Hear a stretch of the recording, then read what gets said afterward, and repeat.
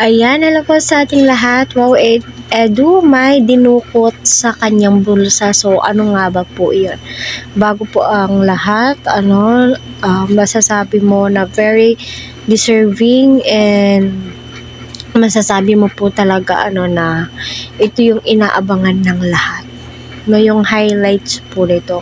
So, bago po ako mag-umpisa, marami pong salamat sa lahat ng Team EDSI out there na sumusuporta sa aking channel na ay nasa mabuti po kayong kalagayan. So, ika nga po nila, ano kaya yung isunuksok or ano kaya yung kinuha ni Edu sa kanyang bulsa. So, grabe no, umaapaw po talaga yung blessings kila BNC. Ramdam mo po talaga yung pagmamahal at suporta nga po ng sponsor sa kanila.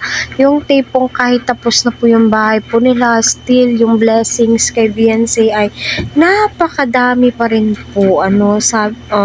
Napaka solid, well deserved naman po talaga nila BNC yan.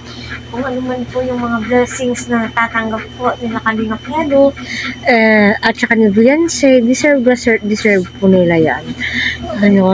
So, ayan no, madami nga po ang nakapansin kung ano yung kinukuha ni Kalingap Edu sa kanyang bulsa or may ibinubulsa po siya.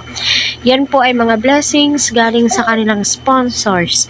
Deserve po nila kung ano man po yung mga binibigay po nila at yun naman din po no, hindi naman po nila yan hinihingi.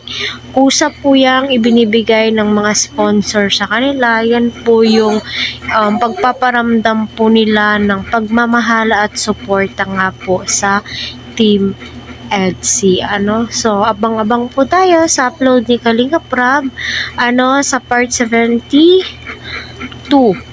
Part 72 ng paribon cutting sa bahay nila BNC.